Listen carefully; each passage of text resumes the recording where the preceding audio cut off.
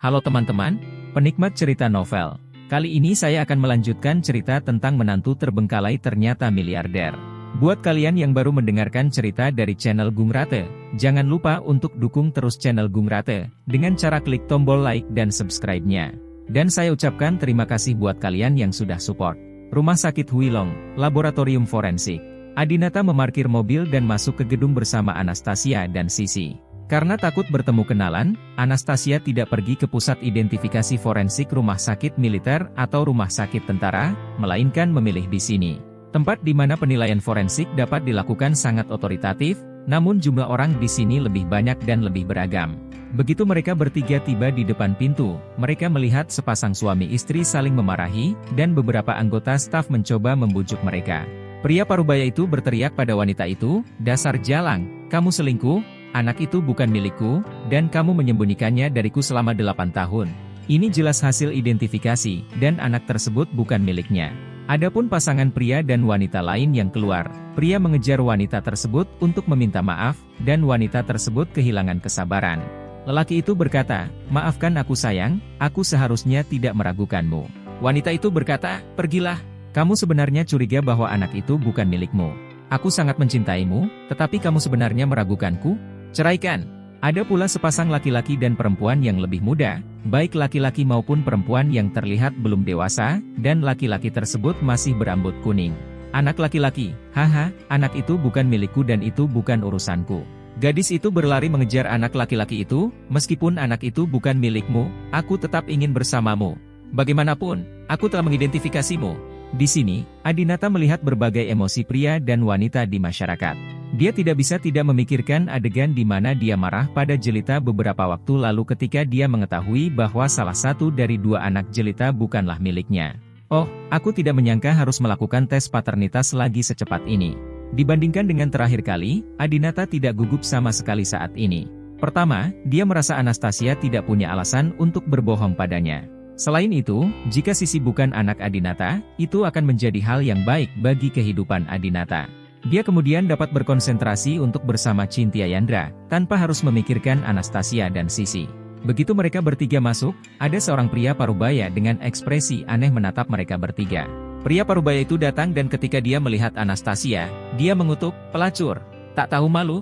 Adinata takut pihak lain menjadi gila dan akan membahayakan ibu dan anak Anastasia, jadi dia segera berdiri di depan Anastasia dan berteriak ke pihak lain, "Tuan, tolong jaga perkataan dan perbuatanmu." Ketika pria parubaya itu melihat Adinata membela Anastasia, dia berbalik untuk memarahi Adinata, "Kamu adalah anjing yang menjilati." Adinata sangat marah, "Apakah kamu belum pernah dipukuli?"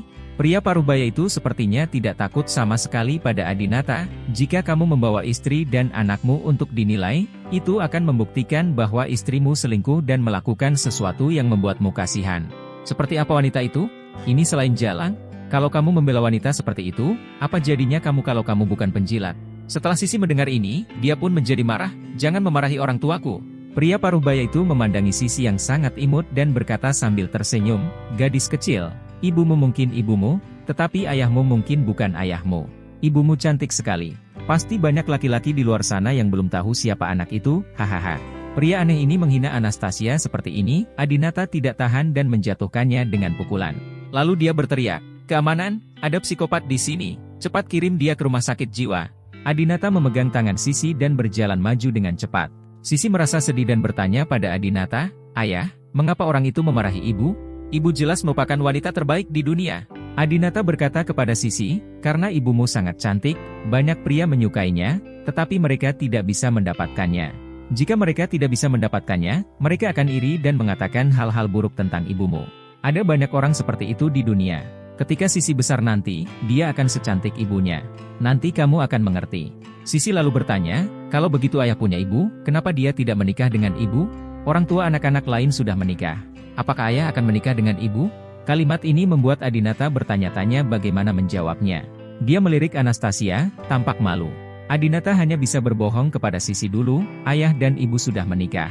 Kami sudah menikah sebelum kamu lahir." Pembohong. Sisi sepertinya tidak mempercayainya, tidak ada di antara kalian yang memiliki foto pernikahan. Masih ada foto pernikahan mereka di kamar nenek dan kakek. Kalian tidak memiliki foto pernikahan. Adinata terus menipu, kami memilikinya, tapi tidak digantung, itu terkunci di lemari. Kalau aku kembali lagi nanti, aku ingin melihat foto pernikahan orang tuaku, kata Sisi. Oke, Adinata tidak punya pilihan selain menyetujuinya untuk sementara. Melihat ekspresi tak berdaya Adinata, Anastasia tersenyum dan berkata, bukankah pria kecil ini sulit untuk dihadapi? Adinata mengangguk, sangat berat bagimu selama 3 tahun terakhir ini. Adinata menyadari bahwa merawat dan mendidik anak adalah tugas yang melelahkan. Setelah itu, mereka bertiga mendaftar dan melakukan tes garis ayah. Tak lama kemudian, ketiga orang itu keluar dari laboratorium dan berjalan menuju tempat parkir. Adinata baru saja menyalakan mobil dan hendak keluar dari tempat parkir. Tiba-tiba, SUV bernilai jutaan dolar, Lincoln Navigator, berdiri di depan mobil Adinata, menghalangi jalan Adinata. Dua orang keluar dari mobil, sopirnya adalah Qian Chuanxiang Malang, dan kopilotnya keluar, itu adalah Li Chenjie. Li Chenjie keluar dari mobil, mendatangi jeep merah Anastasia, menunjuk ke arah Adinata yang duduk di kursi pengemudi, dan berteriak, turun ke sini, pengadilan kematian. Adinata juga sangat tidak senang saat melihat Li Chenjie lagi. Orang ini sebenarnya berani sombong dan memanggilnya budak anjing, Adinata tidak cukup memukulinya kemarin. Melihat Adinata keluar dari mobil, Anastasia juga segera turun dari kursi belakang dan berjalan, Li Chenjie. Apa yang kamu lakukan? Li Chenjie memandang mereka berdua dan berkata dengan marah, apa yang saya lakukan? Apa yang harus saya minta dari Anda? Apa yang Anda lakukan di sini bersama Sisi? Anastasia lembut dan menawan saat menghadapi Adinata, namun saat menghadapi Li Chenjie, dia menunjukkan dominasi seorang gadis dari ibu kota. Kemana aku harus membawa putriku? Apa hubungannya denganmu? Siapa yang berhak kamu tanyakan padaku? Li Chenjie sangat marah, sekarang semua orang di lingkaran pertemanannya tahu bahwa dia mengejar Anastasia dan ingin menikah dengannya. Jika teman-temannya mengetahui masalah ini hari ini, bukankah itu berarti menertawakan Li Chenjie? Li Chenjie berkata dengan marah, kamu adalah tunanganku, tentu saja itu bukan urusanku. Apakah anak nakal ini adalah ayah Sisi? Apakah dia berselingkuh denganmu? Sebelum Adinata bisa marah, Anastasia mengangkat tangannya terlebih dahulu dan menampar Li Chenjie. Bentak. Anastasia tampak lemah, tetapi ketika dia memukul seseorang, dia sangat kuat dan berkata, Li Chenjie, izinkan saya mengatakannya lagi, saya tidak ada hubungannya dengan Anda. Bahkan jika orang tua saya menyetujui pernikahan ini, saya tidak akan menikahimu, ya, berhentilah berharap begitu saja. Adinata juga marah. Kemarin dia memukuli Li Chenjie dengan kejam, berharap Li Chenjie berhenti mengganggu Anastasia di masa depan. Namun, aku melihatnya lagi hari ini. Adinata berjalan menuju Li Chenjie dengan ekspresi galak di wajahnya, siapa yang kamu panggil bocah nakal? Katakan lagi dan aku akan mendengarkan. Mata Adinata tajam dan dia mengepalkan tinjunya, dia tidak keberatan mengajari pemuda dari Beijing ini sekali lagi. Li Chenjie juga memandang Adinata dengan sangat tidak yakin dan berkata, wah, hanya ada dua tipe orang di ibu kota yang berani berbicara kepadaku dengan nada seperti ini. Tipe pertama adalah seseorang yang lebih baik dariku, Li Chenjie. Tipe kedua adalah orang yang putus asa yang tidak takut mati. Kamu jelas bukan termasuk tipe pertama. Jika tebakanku benar, kamu pasti telah melakukan banyak hal. Pembunuhan, perampokan, bahkan pemerkosaan. Li Chenjie sudah tahu bahwa Adinata bukanlah orang baik. Sebaiknya kau segera keluar dari ibu kota dan kembali ke tempat asalmu. Jika tidak, aku akan membuatmu tidak bisa meninggalkan ibu kota seumur hidupmu. Li Chenjie mengancam Adinata. Adinata mencibir. Orang ini jelas dikalahkan olehnya kemarin, tapi dia tetap tidak mengakui bahwa dia lebih baik darinya. Sebenarnya menyebut Adinata, putus asa? Apakah Anda menganggap Adinata sebagai tipe penjahat yang memiliki banyak kasus terhadap dirinya dan akan ditangkap dan dipenjara kapan saja? Adinata tersenyum dan berkata, Li Chenjie, tebakanmu benar, aku memang seorang putus asa yang tidak takut mati. Karena kamu membuatku tidak bisa meninggalkan ibu kota, aku akan membiarkanmu meninggalkan dunia ini dulu. Adinata berkata dengan sinis, dan tiba-tiba memberi isyarat menggunakan tangan kanannya untuk merogoh saku mantel kirinya. Li Chenjie langsung kaget, orang-orang seperti mereka sangat sensitif terhadap tindakan ini karena senjata seringkali disembunyikan di dalamnya. Jangan main-main. Jika ada yang ingin kau katakan, tolong sampaikan. Li Chenjie sangat ketakutan sehingga dia segera mundur dan bahkan berteriak minta ampun. Tanpa diduga, detik berikutnya, Adinata mengeluarkan sebungkus rokok su dari saku jasnya. Adinata mengeluarkan sebatang rokok, memandang Li Chenjie yang pucat karena ketakutan, dan berkata, aku hanya merokok. Kamu lihat kamu sangat takut, kamu tidak akan khawatir aku akan membakarmu sampai mati dengan lebih ringan, kan? Anda. Li Chenjie sangat marah. Nada suaranya yang mengancam Adinata barusan sangat mendominasi, tetapi posturnya yang melarikan diri dan memohon belas kasihan sangat memalukan. Tingkah laku memalukan seperti itu kembali terlihat oleh wanita tercintanya, Anastasia. Pada saat ini, Anastasia juga datang dan berkata, "Li Chengjie, apakah kamu sudah cukup kesulitan? Segera bawa mobilmu pergi. Kamu tidak akan membiarkan aku menelepon kakekku dan memintamu untuk memindahkan mobil, kan?" Li Chengjie ketakutan ketika mendengar bahwa Anastasia telah memindahkan kakeknya. Apa yang disebut pernikahan kepentingan itu menguntungkan kedua belah pihak, bukan hanya bagi keluarga sakti. Mengapa keluarga Li tidak mau memanjat pohon besar keluarga sakti?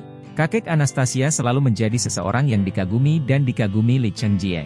Dia mengejar Anastasia bukan hanya karena Anastasia cantik, tetapi juga karena dia ingin mendapatkan bantuan dari kakek Anastasia. "Oke, ayo pergi." Li Chengjie mengatakan sesuatu kepada Qian Chuanzi dan segera pergi dengan SUV Lincoln miliknya. Anastasia berkata pada Adinata, "Sebaiknya aku yang menyetir." Adinata mengemudi ke Anastasia, niat awalnya bukan untuk membuatnya lelah, tetapi di ibu kota, sepertinya dia akan menemui masalah di mana-mana. Biarkan Nona Su yang mengemudikan mobil, itu akan menyelamatkan banyak masalah. Begitu dia kembali ke halaman, Sisi dibawa pergi oleh pembantu Anastasia. Anastasia berdiri di depan pintu dan berkata kepada Adinata, "Adinata, ibu kota bukanlah tempat tinggalmu untuk waktu yang lama. Saya sangat mengenal Li Chengjie dan dia akan membalas. Kamu memukulinya kemarin dan membuatnya sangat malu. Hari ini dia melihat kita pergi ke laboratorium bersama. Dia pasti tidak akan melepaskanmu. Mengapa kamu tidak meninggalkan ibu kota dulu, pergi dan bersama pacarmu, lalu kembali lagi ketika hasil tes garis ayah keluar?" Adinata dengan cepat menolak, "Bagaimana itu bisa dilakukan? Saya berjanji kepada Sisi untuk mengajaknya bermain ski besok. Ini pertama kalinya saya berjanji pada putri saya. Bagaimana saya bisa menarik kembali kata-kata saya? Nona Su, sebentar lagi aku akan menikah dengan pacarku, lalu aku akan berbulan madu, jadi aku mungkin tidak punya waktu untuk datang dan menemani Sisi dalam waktu yang lama. Jadi minggu ini, saya harus tinggal di ibu kota dan tinggal bersama putri saya 24 jam sehari." Adinata telah absen selama lebih dari 3 tahun, bagaimana dia bisa menyia-nyiakan minggu paling berharga ini sekarang karena Li Chengjie? Baiklah, Anastasia tidak mengatakan apa-apa lagi. Dia tentu berharap Adinata bisa tinggal, karena Adinata tidak hanya akan membuat Sisi tertawa lebih banyak di halaman. Hal ini juga dapat membuat Anastasia merasa rumahnya lebih banyak kembang api dan rasa bahagia. Setelah Li Chengjie meninggalkan kantor penilai, dia berkendara sendirian ke halaman rumah dengan lokasi terbaik di ibu kota.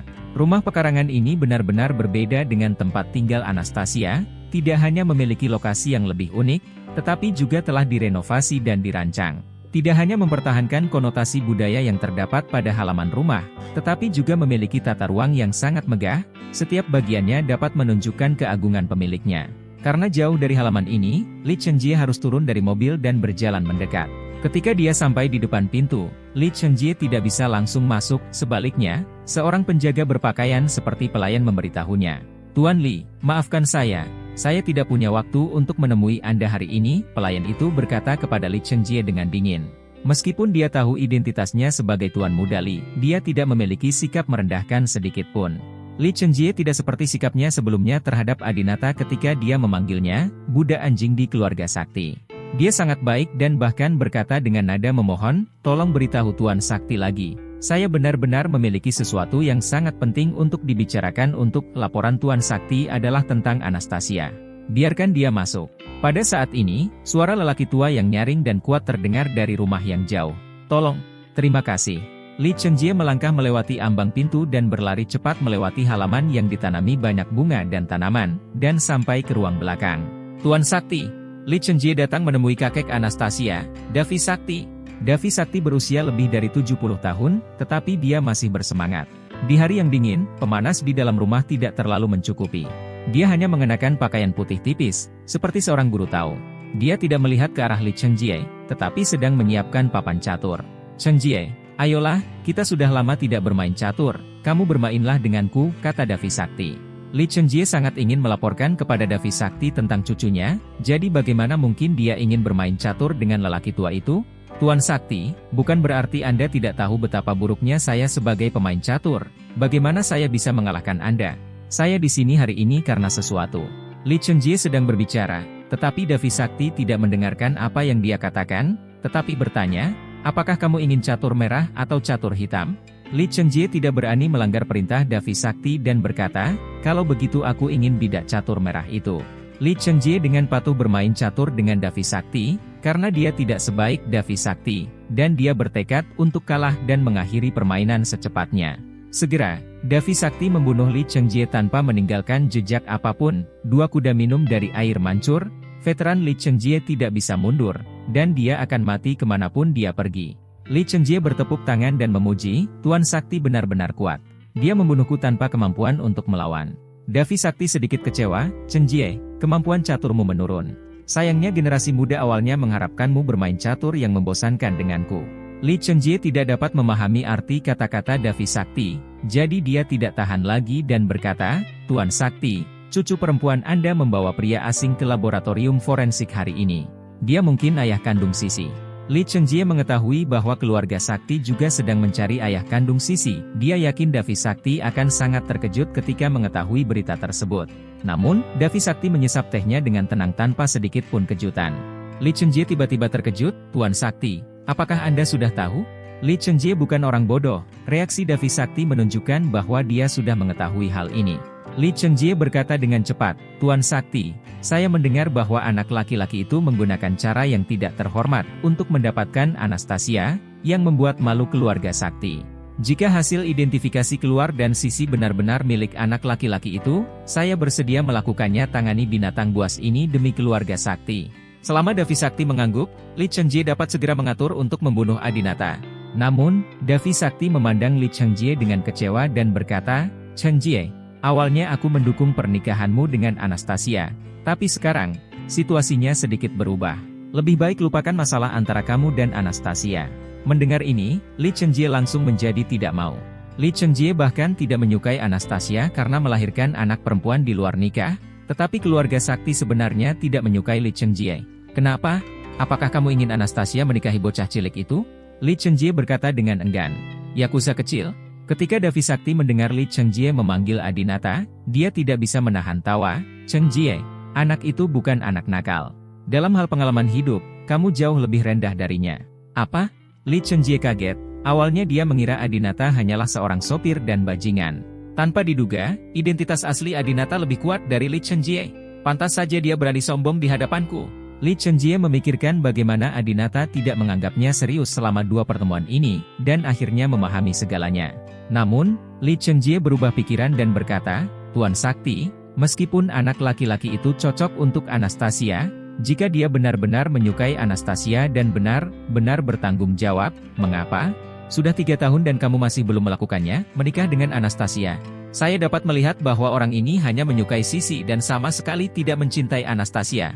Kata-kata Li Chengjie membuat Devi Sakti mengerutkan kening, dan wajahnya tiba-tiba menjadi tidak senang. Kamu kembali, Devi Sakti dengan dingin memberikan perintah penggusuran. Lausu. Li Chengjie ingin mengatakan sesuatu yang lain, tetapi seorang pelayan yang lebih tua datang dan mengulurkan tangannya kepada Li Chengjie. Tolong. Li Chengjie mengertakkan gigi, tidak berani untuk tidak bangun dan pergi perlahan. Setelah Li Chengjie pergi, Manson keluar dari ruang belakang. Manson memandang papan catur sambil tersenyum dan tertawa dengan jijik. Kakek, kamu selalu memuji Li Chengjie sebelumnya, permainan catur ini sangat buruk. Devi Sakti menggelengkan kepalanya karena kecewa. Chengjie, anak ini, cukup baik ketika dia masih kecil. Semakin tua dia, semakin keras kepala dia. Namun, di kalangan keluarga kaya di ibu kota, dia juga salah satu para kurcaci. Tentara. Manson duduk di tempat Li Chengjie duduk tadi dan bertanya kepada Devi Sakti. Kakek, meskipun Li Chengjie agak tidak berguna, matanya masih sangat bagus. Meskipun adikku adalah raja negara, Adinata sama sekali tidak memiliki niat seperti itu terhadap adikku. Setelah hasil identifikasi keluar, apa yang harus saya lakukan jika dia mendapatkan hasilnya dan meninggalkan ibu kota? Devi Sakti tampak tenang, mengulurkan tangan untuk menyentuh papan catur lagi, mengambil seorang ksatria di tangan kanannya, jenderal, dan membunuh veteran lawan. Bunuh dia. Devi Sakti memiliki ekspresi menakutkan di wajahnya. Manson tertawa, bagus, kakek. Kamu akhirnya bersedia mengambil tindakan terhadap Adinata, bajingan. Saat aku mengetahui kebenarannya tahun lalu, aku ingin mencari seseorang untuk membunuh Adinata secara langsung. Tapi kamu menolak membiarkan aku melakukannya. Kamu juga mengatakan bahwa untuk membalas dendam pada seseorang, kamu tidak harus membunuhnya secara langsung. Kamu bisa menggunakan cara lain untuk membuatnya menderita. Itu saranmu agar aku pergi menjemput Jelita? 1 minggu kemudian, pada hari ketika hasil identifikasi keluar, Selama dia tidak bersedia menjadi menantu keluarga sakti kita, maka hari itu adalah kematian Adinata. Devi Sakti juga memicingkan matanya, memandangi pohon belalang di halaman, dan berkata pada dirinya sendiri, Chonghai Brahma, aku membantumu beberapa kali beberapa dekade yang lalu, dan ingin berteman denganmu berkali-kali. Lihatlah dirimu, keluarga misterius, obat apa yang dijual di labu itu? Tapi kamu bahkan tidak meremehkan keluarga sakti, Sekarang, cucumu yang paling luar biasa justru menghamili cucuku dan melahirkan seorang anak. Haha, aku ingin tahu apakah kita bisa menjadi mertua kali ini? Berbicara tentang ini, Devi Sakti tiba-tiba teringat sesuatu dan memberitahu Manson, Xuan Brahma, saudara laki-laki kedua Adinata, dengan sengaja membuat cerita seperti itu terjadi antara Anastasia dan Adinata. Saya khawatir ini bukan hanya penampilan Anastasia. Kecantikannya begitu sederhana. Saya kira mungkin ada alasan yang lebih dalam untuk ini. Yulin, Anda harus terus melacak keberadaan Xuan Brahma. Begitu Anda mengetahuinya, tangkap dia dengan cara apapun, lalu bawa dia menemui saya. Ketika Manson mendengar kata Xuan Brahma, dia semakin mengertakkan gigi. Keinginannya untuk membunuh Xuan Brahma 100 kali lebih kuat daripada keinginannya untuk membunuh Adinata. Ya, Manson setuju dengan keras. Keesokan harinya, Adinata membawa Anastasia dan Sisi dan pergi ke resor ski Wanlong, 1,5 jam perjalanan keluar ibu kota. Sisi mulai belajar ski tahun lalu, yang membuat Adinata sangat senang. Karena, jika Adinata yang ada di sini untuk mendidiknya, dia akan mulai belajar ski sejak dini. Banyak orang tua dari keluarga biasa yang mendidik anaknya dan umumnya tidak membiarkan mereka terlalu lelah ketika menginjak usia 38 tahun, mereka hanya membiarkannya bermain. Namun pada usia ini, belajar piano, ski, bahasa Inggris, dan berenang bisa dikatakan memberikan manfaat bagi anak sepanjang hidupnya. Dan itu juga sangat cepat untuk dipelajari. Adinata, Anastasia, dan Sisi berada di jalur junior, seperti sedang berlibur, merekam video sambil bermain ski, dan menikmati momen keluarga. Adinata juga meminta Sisi untuk berpartisipasi dalam kompetisi ski mobil keseimbangan untuk grup berusia 4 tahun, dan Sisi memenangkan tempat pertama tanpa ketegangan apapun. Bakat Sisi dalam olahraga sungguh menakjubkan, dan dia tampaknya mewarisi gen luar biasa Adinata. Dalam beberapa hari berikutnya, Adinata mengajak Sisi bermain setiap hari. Dia tidak tahu bahwa dia mungkin mati di ibu kota pada hari hasil tes garis ayah keluar. Segera, seminggu berlalu. Adinata dan Anastasia pergi ke laboratorium forensik pagi-pagi sekali. Saat ini, Devi Sakti sudah mengetahui jawabannya. Di halaman mewah, Manson melapor kepada Devi Sakti, "Kakek, hasil tes garis ayah sudah keluar." "Adinata, bajingan ini, memang ayah kandung Sisi." Devi Sakti mengangguk, dan hasil ini tidak mengejutkan mereka. Devi Sakti mengenakan sepatunya dan berkata, bahwa Sisi pergi dari rumah Anastasia, lalu biarkan orang-orang menyergapnya di halaman, dan bersihkan kerumunan di luar jalan. Saat Adinata kembali, aku harus memintanya memberiku jawaban. Jadilah menantu keluarga saktiku, atau bayar dengan nyawamu atas kesalahan yang kamu buat di masa lalu. Devi Sakti berencana untuk bertemu langsung dengan generasi ketiga keluarga Brahma. Sebagai seorang kakek, saya ingin meminta penjelasan Adinata untuk cucu saya. Namun, pada saat ini, pelayan itu tiba-tiba masuk ke kamar dan berkata, "Tuan, Edward Su dari Shenzhen telah mengirimkan undangan pernikahan." Manson menerima undangan itu dan melambai kepada pelayannya agar dia turun. Kemudian, sambil memegangnya di tangannya, dia terkekeh. "Saya ingat lelaki tua Edward Su ini berusia lebih dari 50 tahun, bukan? Istrinya baru saja meninggal beberapa tahun yang lalu, dan dia segera menikah lagi. Ini adalah pria yang tidak berperasaan. Buktikan dia." "Kakek, menurutku keluarga sakti kita tidak akan membantunya lagi. Suatu hari ketika kita kehilangan kekuasaan, orang seperti ini pasti tidak akan membantu." Keluarga sakti sudah tidak asing lagi dengan Edward Su di Shenzhen, karena Edward Su pernah mendapat bantuan dari Devi Sakti. Dalam beberapa tahun terakhir, ia berjalan lancar dan menjadi orang terkaya di kota Shenzhen. Tidak bisa dikatakan bahwa keluarga sakti tidak mendapat bagian dari kredit tersebut. Demi menjaga status keluarga sakti di Tiongkok, Devi Sakti selalu mengincar saham-saham potensial. Dia menyadari bahwa Edward Su adalah bahan untuk melakukan hal-hal besar. Jadi dia mengambil inisiatif untuk membantu, sama seperti dia mengambil inisiatif untuk membantu Chonghai Brahma beberapa dekade yang lalu. Itu hanya harapan ketika Edward Su menjadi sangat berkuasa, atau beberapa dekade kemudian, keturunannya menjadi berkuasa, mereka dapat membantu keturunan keluarga sakti. Devi Sakti bahkan tidak melirik undangan itu, tidak mungkin orang setingkatnya menghadiri pernikahan dengan santai. Devi Sakti berkata, "Lihat jamnya. Jika Anda punya waktu, pergilah ke Shenzhen." Manson berkata, "Saya tidak akan pergi. Saya tidak mengenalnya. Jika Anda ingin pergi, biarkan Sumukyu pergi. Namun, berbicara tentang Edward Su, dia masih ada hubungannya dengan Adinata. Oh, Davi Sakti menjadi tertarik ketika dia menyebut Adinata. Manson berkata, kamu masih ingat bahwa Adinata punya pacar sekarang, kan? Dia adalah CEO Tianhai yang paling cantik, Cynthia Yandra, yang pernah tampil di CCTV News. Cynthia Yandra berasal dari Shenzhen, dan saya mendengar bahwa dia dan Edward Su memiliki hubungan. Haha. Aku ingat, Cynthia Yandra juga memiliki saudara perempuan yang seorang pramugari, namanya Diana Yandra, dia juga cukup cantik. Kakek, apakah menurutmu Edward Su akan menikah dengan Diana Yandra? Kakak perempuannya direnggut oleh Adinata, jadi dia akan menikahi saudara perempuannya? Haha, Edward Su, seekor anjing tua, pasti bisa melakukan hal seperti itu, haha. Davi Sakti mengerutkan kening dan memandang Manson, jangan bicara omong kosong, Edward Su tidak vulgar seperti yang Anda katakan. Dia masih sangat stabil. Haha, ada banyak hal di dunia ini, aku yakin dia menikah dengan Diana Yandra. Manson tak berniat membuka undangan pernikahan tersebut, namun kini, tiba-tiba ia menjadi tertarik. Dia ingin melihat apakah Edward Su akan begitu tidak terkendali sehingga jika dia tidak bisa mengejar Cynthia Yandra, dia akan mengejar Diana Yandra yang muda dan bodoh. Jadi Manson membuka undangan itu dengan rasa ingin tahu. Setelah melihat isinya, Manson kaget. Penyerahan kepada Davi Sakti, Tuan Sakti, akan dilakukan pada tanggal 15 Maret pukul 6 sore. Kami akan minum-minum di Grand Skylight Hotel. Pengantin pria, Edward Su, pengantin wanita, Cynthia Yandra. Cynthia Yandra. Pengantin wanita sebenarnya adalah Cynthia Yandra. Mengapa pengantin wanita adalah Cynthia Yandra? Setelah melihat nama mempelai wanita, Manson langsung berteriak. Adinata adalah musuh Manson. Tentu saja dia mengetahui situasi Adinata dengan baik, mengenal jelita, dan terlebih lagi mengetahui keberadaan Cynthia Yandra. Cynthia Yandra jelas harus menjadi tunangan Adinata sekarang. Tapi kenapa dia tiba-tiba menikah dengan Edward Su? Apa? Sekarang, giliran Davi Sakti, yang selalu tenang, dan dia juga terkejut, kamu bilang Cynthia Yandra, yang akan menikahi Edward Su, adalah pacar Adinata saat ini. Manson mengangguk dan berkata, ya, itu benar sekali. Beberapa waktu lalu, Adinata melamar Cynthia Yandra, dan Cynthia Yandra setuju. Mungkinkah Cynthia Yandra mengetahui tentang saudara perempuanku dan Sisi dan tidak tahan lagi? Jadi dia putus dengan Adinata dan menikahi Edward Su karena marah. Namun, berdasarkan pemahamanku tentang Cynthia Yandra, dia seharusnya tidak mendapat masalah. Davi Sakti tersenyum dan melepas sepatu yang sudah dipakainya, sepertinya Tuhan tidak ingin kita berperang melawan keluarga Brahma. Tuhan tolong aku. Karena pacar Adinata telah menikah lagi dengan orang lain, mantan istrinya Jelita adalah wanita murahan lainnya yang bisa tidur dengannya demi uang. Kalau begitu aku yakin Adinata dan Anastasia pasti akan bersama.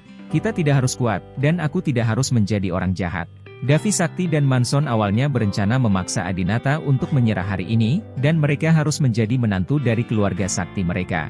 Namun, mereka juga tahu bahwa Adinata menyendiri dan berasal dari keluarga Brahma, jadi mereka tidak akan mudah setuju. Kemudian keluarga Sakti berencana untuk menyingkirkan Adinata, untuk bersumpah kepada Chonghai Brahma dan Xuan Brahma, memberitahu mereka bahwa aku, keturunan keluarga Sakti, bukan hanya untuk kamu mainkan. Tapi sekarang, tidak ada yang perlu. Semua pacar Adinata sudah tiada. Jika dia bisa menemukannya lagi, Anastasia akan menjadi pilihan terbaik. Namun, mendengar ini, Manson merasa sedikit tidak senang. Kakek, apakah kamu tidak akan berurusan dengan Adinata hari ini? Aku telah bersiap sepanjang malam, dan aku ingin menghajarnya untuk membalas dendam hari ini. Davi Sakti tersenyum dan berkata, jangan kita hadapi itu. Mengapa saya, Davi Sakti, perlu memohon padanya untuk menjadi menantu keluarga Sakti kita? Tidak lama kemudian dia akan berlutut dan memohon padaku untuk menikahi Anastasia, dia. HMPH, jika Anastasia melahirkan seorang putra untuk Adinata, aku tidak akan percaya pada rahasia keluarga Brahma mereka. Aku tidak akan bisa memata-matai mereka. Manson mengetahui bahwa Davi Sakti selalu merasa bahwa keluarga Brahma, sebuah keluarga misterius, memiliki misteri yang berbeda dari keluarga lainnya, dan selalu ingin mengetahui rahasia apa yang mereka sembunyikan. Memikirkan hal ini, Manson tidak berkata apa, apalagi dan keluar dari kamar Davi Sakti. Adinata, kakek melepaskanmu hari ini, tapi bukan berarti aku akan melepaskanmu. Hehe. Aku khawatir kamu tidak tahu berita tentang pernikahan Cynthia Yandra dan Edward Su kan? Sekarang, Laboratorium Forensik Huilong. Anggota staf tersenyum dan menyerahkan laporan penilaian kepada Adinata dan berkata, selamat, Tuan Brahma, Su Yiwei adalah putri kandung Anda. Membaca laporan penilaian kali ini jauh lebih mudah daripada di Tianhai. Saat aku menontonnya saat itu, ekspresi lelaki tua Profesor Guan sudah cukup membuat Adinata gugup setengah mati. Ekspresi staf di sini mudah untuk ditafsirkan, sekilas Anda dapat mengetahui bahwa anak itu adalah anak Adinata. Adinata melihat sekilas laporan penilaian, dan kemudian menatap Anastasia dengan gembira. Keduanya keluar dari laboratorium, Adinata duduk di kursi penumpang dan berkata kepada Anastasia, "Setelah saya kembali, saya hanya bisa tinggal bersama Sisi selama 1 jam lagi sebelum saya berangkat ke Shenzhen." Anastasia mengangguk, "Ya, kamu akan mengadakan pernikahan dengan pacarmu, kan?" "Ya," Adinata tersenyum bahagia. Namun, wajah Anastasia sedikit pahit. Namun, dia tetap berkata, "Selamat." Adinata melihat profil cantik Anastasia dan berkata, "Terima kasih." Tidak lama kemudian, Adinata dan Anastasia kembali ke halaman Anastasia. Setelah masuk, saya menemukan Manson sudah lama duduk di ruang tamu menunggu. "Bagaimana hasil penilaiannya?" Manson bertanya sambil menyilangkan kaki. Anastasia berkata, "Adinata adalah ayah Sisi." Manson berkata, "Bagus sekali, Adinata. Karena kamu adalah ayah Sisi dan adikku juga menyukaimu, maka kamu harus tinggal di ibu kota, jangan pergi, dan segera nikahi adikku." Manson seperti orang tua Anastasia, dengan ketegasan dan momentum yang tidak perlu dipertanyakan lagi dalam kata-katanya. Sebelum Adinata bisa menjawab, Anastasia merasa malu. "Yulin, apa yang kamu bicarakan? Siapa bilang aku menyukainya?" Anastasia sangat prihatin dengan apa yang dikatakan orang lain tentang hubungannya dengan pria aneh. Meskipun dia dan Adinata bahkan memiliki anak, waktu kontak di antara mereka terlalu singkat dan mereka bahkan tidak bisa dianggap sebagai teman. Manson memandang Anastasia dan berkata, "Saudari, tolong berhenti menyembunyikannya. Jika kamu tidak menyukainya, mengapa kamu tinggal di kafe kumuh di pinggiran kota Tianhai begitu lama? Dan kamu menamakannya Cafe Si Chen. Bukankah nama ini terlalu eksplisit? Saya tidak tahan beberapa kali dan ingin merobohkannya dan mengulanginya." Wajah Anastasia memerah karena malu, "Si tidak mengacu pada hilang, tapi pemikiran Sisi, dan saya tidak memilih nama ini." Manson tidak menyimpan muka apapun untuk adiknya, bahkan jika kamu tidak mengambilnya, kamu masih memiliki hak untuk mengganti kafe jika itu diserahkan padamu, kan? Adinata menebak bahwa nama kafe Si Chen mungkin diberikan oleh saudara keduanya Xuan Brahma dan kemudian diserahkan kepada Anastasia. Namun, fakta bahwa Anastasia selalu bisa menggunakan nama ini menunjukkan bahwa dia setidaknya tidak membenci Adinata. Dengan kata lain, dia tidak keberatan melakukan hal-hal yang ambigu dengan Adinata. Anastasia tidak tahu harus menjelaskan apa. Dia takut semakin dia menjelaskan, dia akan menjadi semakin pucat. Jadi dia berkata, "Jangan main-main. Adinata punya pacar, dan dia sangat luar biasa. Wanita kuat." Manson tertawa dan berkata, "Maksudmu Cynthia Yandra, kan? Dia tidak lagi menjadi masalah, jadi kamu bisa menikahi Adinata dengan tenang." Adinata mengerutkan kening dan menatap Manson, "Apa maksudmu dengan ini? Apakah kamu melakukan sesuatu pada Cynthia Yandra?" Adinata menyadari ada yang tidak beres. Manson, seorang pemuda kaya, bertindak berani. Ia bahkan berani menyentuh istri Adinata. Cynthia Yandra adalah seorang wanita tanpa ayah dan ibu. Untuk mencapai tujuannya, Manson bahkan mungkin akan membunuhnya. Manson sedang menunggu Adinata menanyakan pertanyaan ini. "Adinata, kamu belum tahu kan? Tunanganmu?" "Oh, tidak, dia seharusnya dipanggil mantan pacarmu. Mantan pacarmu Cynthia Yandra akan pergi untuk segera menikah. Sucu, orang terkaya di kota Shen, mengerti?" "Hahaha," bentak. Adinata menampar wajah Manson. "Kamu bajingan, apakah kamu layak menghina tunanganku?" Adinata sangat marah. Baru saja, demi Anastasia, Adinata telah menyelamatkan mukanya untuk Manson. Tapi sekarang Manson memfitnah tunangan Adinata, mengatakan bahwa Cynthia Yandra menikah dengan Edward Su, mengarang kebohongan untuk menghina Adinata. Bagaimana Adinata bisa mentolerirnya? "Kamu berani memukulku? Kakekku tidak pernah menamparku." Ini adalah kompleks keluarga sakti. Hari ini, Manson memiliki kesempatan untuk membunuh Adinata dengan satu tembakan. Bagaimana dia bisa menahan Adinata menamparnya begitu saja? Manson juga seorang pelatih, jadi dia langsung mulai meniduri Adinata. Ledakan! Ledakan! Ledakan! Manson memukul Adinata dengan sekuat tenaga. 3 pukulan membuat Adinata sulit untuk melawan dalam waktu singkat. Terlihat bahwa kekuatan Manson saat ini seharusnya sedikit lebih baik daripada Li Chengjie. Tak heran ia begitu enggan menerima Li Chengjie sebagai kakak iparnya. Namun, sangat mudah bagi Adinata untuk berurusan dengan Manson.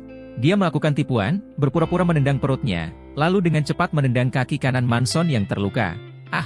Manson tiba-tiba menjerit kesakitan. Dewi Bisanaga menusuk pahanya 2 kali sebelumnya, dan lukanya belum pulih sepenuhnya. Dengan tendangan ini, pertahanan Manson penuh lubang, dan Adinata menampar Manson 2 kali lagi. "Bentak! Bentak! Kamu Adinata! Ketika Anastasia melihat kakaknya dipukuli, dia tidak tahan dan datang untuk memohon kepada Adinata. Adinata berhenti memukulinya dan berkata kepada Manson, "Nak, urusan kita sebelumnya belum berakhir. Hidupmu masih ada di pikiranku. Beraninya kamu memfitnah tunanganku?" Manson menutupi wajahnya dengan marah. Dia belum pernah diintimidasi seperti ini sejak dia masih kecil. "Adinata, kamu hina dan tidak tahu malu. Kamu memukulku di tempat aku terluka. Jika kamu bisa, tunggu sampai aku sembuh. Jika kamu bisa, aku akan menyiksamu sampai kamu memanggilku ayah." Ayah Manson begitu keras sehingga Adinata mau tidak mau setuju. "Hei, anak baik." Namun, saat dia menoleh untuk melihat Anastasia, Adinata menjadi malu. Dia memanfaatkan Manson. Manson dan Anastasia adalah saudara kandung. Bukankah dia juga akan menjadi ayah Anastasia? Anda. Tepat ketika Manson hendak mengatakan sesuatu, Anastasia memarahi, "Baiklah, Yulin, ini salahmu. Mengapa kamu memfitnah Cynthia Yandra tanpa alasan? Dia tidak memprovokasimu." Sebagai seorang wanita, Anastasia juga mengagumi Cynthia Yandra, seorang wanita kuat di dunia bisnis. Manson sangat sedih. Siapa yang memfitnahnya? Cynthia Yandra akan menikahi Edward Su, dan tidak ada seorang pun di Shenzhen yang mengetahuinya. Edward Su bahkan mengirim undangan pernikahan ke ibu kota. "Adinata, kamu masih terus mengatakan bahwa Cynthia Yandra adalah tunanganmu, dan tunanganmu akan menikah dengan orang lain. Kamu bahkan tidak mengetahui hal ini?" Anastasia mengenal Manson dengan baik dan tahu bahwa apa yang dia katakan bukanlah kebohongan. Dia juga menjadi gugup. "Adinata, apakah kamu tidak menghubungi pacarmu akhir-akhir ini?" Dalam beberapa hari terakhir, selain tidur, Adinata menghabiskan hampir seluruh waktunya bersama Sisi dan Anastasia. Anastasia hampir tidak pernah melihat Adinata menelepon atau mengobrol di WeChat dengan pacarnya. Adinata tampak malu. Sejak terakhir kali dia menelepon Cynthia Yandra dan Cynthia Yandra menutup telepon dengan marah, mereka berdua tidak berbicara satu sama lain lagi. Dia mengirimi Cynthia Yandra pesan WeChat, tetapi Cynthia Yandra tidak pernah menjawab. Adinata dan Cynthia Yandra memang sedang marah sekarang dan sedang dalam perang dingin. Tapi Adinata tidak mempercayainya. Cynthia Yandra berbalik dan menikahi Edward Su karena ini. "Ini konyol. Tidak mungkin. Tidak mungkin Cynthia meninggalkanku. Dia adalah wanita yang paling mencintaiku di dunia." Adinata mengangkat ponselnya dan segera menelepon Cynthia Yandra. "Maaf, nomor yang Anda tuju untuk sementara tidak tersedia. Telepon tidak dapat dihubungi." Adinata membuka WeChat dan langsung memulai obrolan video. Belum ada penerimaan. "Bagaimana?" Adinata tiba-tiba merasa sedikit aneh. Dia mengeluarkan kartu telepon dari dompetnya. Kartu ini adalah kartu kerjanya. Dia tidak memasukkannya ke teleponnya selama 7 hari terakhir. Karena kartu kerja, akan banyak panggilan dan pesan dari kantor, yang sangat mengganggu. Adinata hanya ingin menghabiskan 7 hari terakhir bersama putrinya dan tidak ingin berurusan dengan urusan pekerjaan apapun. Setelah memasukkan kartu tersebut, Adinata pertama kali menelepon sekretaris Cynthia Yandra, Jenny Rong. "Tuan Brahmaye." Jenny Rong tampak sedikit gugup. Adinata berkata, "Rong, mengapa panggilan telepon Cynthia tidak dapat tersambung? Apakah dia sudah kembali ke perusahaan?" Jenny Rong berkata, "Tuan Brahmaye, Tuan Yandra telah mengundurkan diri." "Apa katamu?" Adinata kaget. Ding dong, ding dong, ding dong. Karena ada penundaan saat kartu ponsel baru saja dimasukkan, maka pesan yang diterima sebelumnya hanya diterima saat ini. Adinata membuka pesan tersebut dan melihat bahwa itu adalah pesan dari beberapa eksekutif senior Adinata Brahma Group dan perusahaan Bailey, isinya semua. "Tuan Yandra ingin mengundurkan diri sebagai presiden perusahaan Bailey." "Apa? Bagaimana ini bisa terjadi? Mengapa Cynthia mengundurkan diri sebagai presiden Bailey?" Presiden perusahaan Bailey adalah hadiah yang diberikan kepadanya oleh Adinata. Ini mewakili cinta dan kompensasi Adinata untuknya. Mengapa dia harus melakukannya? Saat ini, Adinata tiba-tiba menyadari bahwa perkataan Manson barusan bukanlah sekedar kata-kata sembarangan, juga bukan sekedar pembicaraan singkat untuk membuat Adinata bahagia. Itu mungkin benar. Adinata segera menghubungi nomor telepon berikutnya, yaitu ke Diana Yandra. Panggilan telepon Diana Yandra dapat dihubungkan, yang berarti dia tidak terbang sekarang, dan itu juga berarti dia sendiri belum memasukkan dirinya ke dalam daftar hitam. Namun, Diana Yandra tidak menjawab telepon setelah telepon berdering berkali-kali. Adinata memiliki temperamen yang sangat keras kepala. Jika dia tidak menjawab panggilan itu sekali, dia akan memukul Diana Yandra sampai dia menjawab. Namun, dia menelepon berkali-kali dan tidak menjawab. Namun, Diana Yandra mengirimi Adinata pesan teks selama pemboman terus-menerus terhadap panggilan telepon Adinata, yang isinya adalah, "Berhentilah berkelahi. Kakakku memintaku untuk tidak memedulikanmu lagi." Adinata juga dengan cepat mengedit pesan teks untuk menjawab, "Diana, aku hanya ingin bertanya, apakah benar adikmu dan Edward Su akan menikah? Segera, Diana Yanda menjawab, ya. Dalam sekejap, Adinata merasa seolah-olah dia telah pergi dari surga ke neraka. Dia akhirnya keluar dari kabut pengkhianatan jelita dan mendapatkan kembali kebahagiaan putrinya dari Anastasia. Dia dipenuhi dengan kebahagiaan hari ini. Namun, saat dia hendak meninggalkan ibu kota, dia dipukul dengan sangat keras. Cynthia Yandra adalah wanita yang paling dicintai Adinata. Pengkhianatannya akan membuat Adinata 100 atau 1000 kali lebih sedih daripada pengkhianatan jelita. Jelita adalah wanita yang sia-sia. Dia telah menikah dengan Adinata selama 3 tahun dan tidak membiarkan Adinata menyentuhnya. Selama periode ini, dia bahkan melontarkan segala macam ejekan terhadap Adinata. Begitu Adinata kehabisan uang, wajah jelita berubah lebih cepat dari siapapun. Tapi Cynthia Yandra berbeda. Cynthia Yandra juga rela menemani Adinata saat Adinata berada di titik terendah. Bahkan dia berkata saya bersedia menjadi pengemis bersama Adinata di Tianhai. Bahkan saat dia melakukan tes garis ayah untuk anak jelita di Tianhai beberapa waktu lalu, Cynthia Yandra masih menghibur Adinata. Bagaimana bisa seorang wanita yang sangat mencintai dirinya sendiri menikah dengan orang lain hanya karena dia mengatakan ingin menikah dengan orang lain? Hehehe, apa kabar? Kataku benar kan? Manson tersenyum bahagia di sampingnya. Namun, dia tidak menyadari bahwa saat ini, Adinata sudah dalam keadaan marah. Ledakan. Adinata meninju wajah Manson, meraih Manson dengan keras, dan berkata dengan marah, Manson, apakah kamu melakukannya? Setelah kamu melakukan jelita, sekarang kamu ingin melakukan Cynthia Yandra lagi? Aku di sini sekarang, aku akan membunuhmu sekarang juga. Tidak, Anastasia dengan cepat memohon belas kasihan Adinata. Manson juga sangat sedih. Apa hubungannya dengan saya?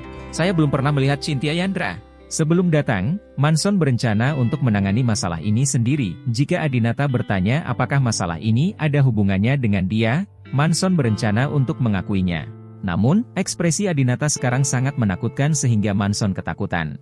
Anastasia juga dengan cepat menasihati, Adinata, masalah ini tidak ada hubungannya dengan Emyulin. Kamu juga tahu karakter Nona Yandra. Dia tidak akan menerima ancaman atau bujukan. Bahkan jika Emyulin ingin mengancamnya, atau bahkan jika kamu memberinya uang, dia tidak akan setuju, kan? Adinata mengangguk. Cynthia Yandra memiliki kepribadian yang sangat arogan, dan Manson tidak bisa mengancamnya sama sekali. Manson berkata, Cynthia Yandra menikahi Edward Su secara sukarela, tidak ada yang memaksanya. Adinata, saya menyarankan Anda untuk melepaskan ide ini juga. Saudara perempuan saya menyukai Anda, Andalah yang mengembangkannya di kehidupan Anda sebelumnya. Berkah, dalam hal penampilan, kepribadian, kultivasi, dan latar belakang keluarga, gabungan Jelita dan Cynthia Yandra kurang dari 1/10 saudara perempuanku. Adinata menunjuk ke arah Manson dan berkata, saya akan mencari tahu apakah Cynthia Yandra melakukannya secara sukarela dan apakah masalah ini ada hubungannya dengan Anda. Tidak peduli seberapa baik adikmu, dia tidak ada hubungannya denganmu. Manson, kamu telah membuatku marah beberapa kali. Aku harus menghukummu sebelum meninggalkan ibu kota? Manson tertawa keras. Haha, kamu menghukumku karena melebih-lebihkan kemampuanmu? Ini ibu kotanya. Ini kompleks keluarga saktiku. Aku baru saja menyelamatkanmu kamu. Tahukah kamu berapa banyak orang yang akan menyerbu masuk saat aku bersiul? Ada banyak penjaga tersembunyi di dekat halaman Anastasia. Adinata memperhatikan ini pada hari pertama dia datang ke sini. Terlebih lagi, semua orang yang diatur oleh Manson diawasi dari jarak jauh oleh orang-orang Dewi Bisanaga. Mereka bisa membunuh orang-orang Manson kapan saja. Adinata berkata, tidak peduli berapa banyak orang yang bergegas masuk, mereka tidak dapat menghentikanmu untuk pergi ke surga. Apa yang kamu bicarakan? Manson bingung. Namun segera, dia mengerti apa yang sedang terjadi. 20 menit kemudian, sebuah UFO tiba-tiba muncul di atas jalan lingkar ketiga di Beijing, terbang di ketinggian rendah, menarik perhatian banyak warga. Bukankah ini UFO yang muncul di Tianhai? Mengapa muncul di ibu kota? Ya Tuhan, keren sekali. Pasti ada alien di sana. UFO itu dengan cepat mendarat di halaman Anastasia. Kemunculan UFO juga menarik perhatian Sisi. Wah, indah sekali pesawatnya. Apakah itu milikmu, Ayah? Aku ingin menaikinya. Sisi dengan gembira datang ke halaman dan melihat UFO. Pada saat itu, seorang pria botak keluar dari kursi pengemudi UFO tersebut. Pria botak itu tampak galak sehingga mengagetkan Sisi. Anak buah Adinata lah yang bertanggung jawab atas semangka di Aurous Halls di masa lalu.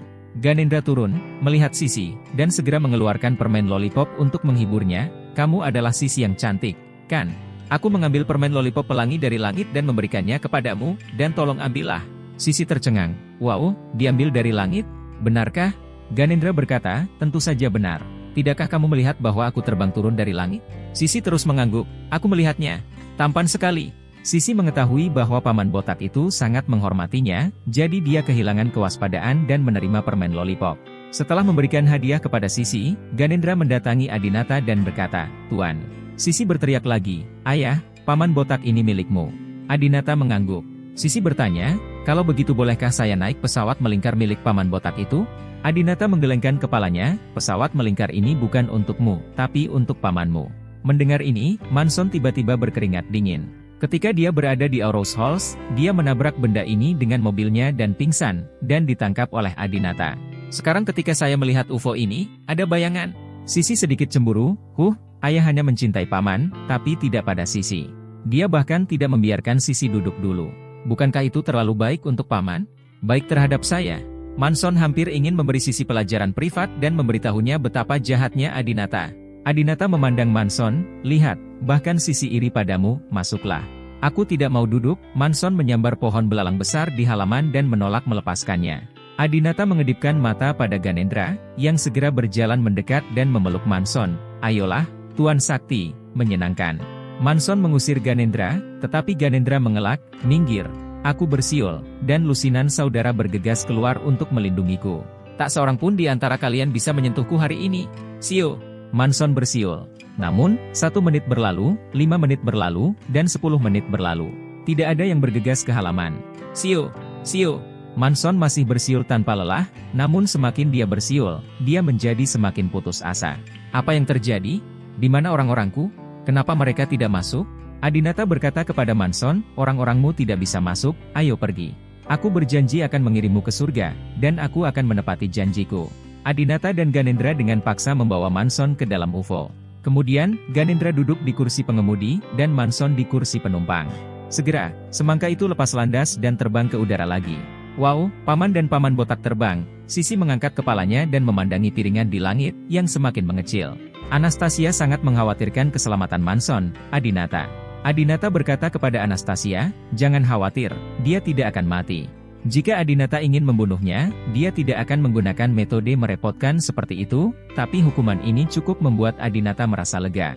Di atas langit, Ganendra sedang mengendarai UFO, sementara Manson sangat gugup hingga berkeringat. Manson tiba-tiba mengeluarkan sebuah kunci, yang terlihat seperti kunci biasa, namun sebenarnya adalah bilah kunci. Pisau saku yang dapat dilipat menjadi kuncinya dan sangat mudah disembunyikan, juga merupakan barang yang wajib dimiliki oleh banyak agen saat keluar rumah. Manson memegang pisau kunci sebagai tindakan pencegahan dan berkata kepada Ganendra, "Namamu Ganendra, kan?" "Haha." Ganendra yang memutuskan apakah Aurous Hall sedang dalam kekacauan atau tidak. "Sayang sekali, ini ibu kotanya. Terserah saya apakah ibu kotanya kacau atau tidak. Apakah kamu ingin menendangku ke udara?" "Semangka, bukannya aku meremehkanmu. Entah itu di darat atau di pesawat ini. 1 lawan 1, aku bisa membuatmu menangis." Ganendra tersenyum dan melirik ke arah Manson. "Tuan Muda Su, Anda tidak perlu terlalu gugup. Tuanku tidak meminta saya untuk mengusir Anda." Ganendra terus menekan beberapa tombol, sepertinya sedang menyiapkan navigasi otomatis. Manson tidak bisa menyentuh apapun seperti pesawat terbang, jadi dia melihatnya. "Apakah Anda bernavigasi secara otomatis? Kemana Anda bernavigasi?" Dengan pengaturan navigasi otomatis, pilot tidak perlu terbang sendiri, UFO akan otomatis terbang ke tujuannya. Belum lagi UFO palsu ini, mobil listrik Tesla milik Musk sudah memiliki fungsi navigasi dan mengemudi otomatis. Ganendra berkata, "Kamu akan segera mengetahuinya." Setelah Ganendra bersiap, dia tiba-tiba membuka pintu pengemudi. Berputar-berputar. Meski kecepatan terbangnya tidak terlalu cepat, namun masih ada angin kencang yang bertiup ke arah UFO. "Apa yang akan kamu lakukan?" Manson sangat ketakutan sehingga dia segera mengambil pisaunya lagi. Ganendra tersenyum dan berkata, "Jangan terlalu gugup. Saya tidak akan menendang Anda. Saya akan turun. Selamat tinggal, Tuan Sakti. Semoga perjalanan Anda menyenangkan." "Oh, omong-omong, kata Tuan Brahma bahwa UFO ini akan diberikan kepadamu." Setelah mengatakan itu, Ganendra melompat dari pesawat dan melompat ke udara. Bas! Begitu semangka melompat turun, parasutnya terbuka. "Sialan! Kemana Adinata mengirimku?" Manson gelisah. Dia ingin menerbangkan pesawat UFO ini dan menghentikannya, tapi dia tidak tahu cara mengoperasikannya. "Sebelum saya mengetahui apa yang sedang terjadi, UFO telah mencapai tujuannya dan berhenti di udara." Manson menunduk dan langsung ingin memarahinya. "Adinata, bajingan ini, kirim aku ke kantor polisi."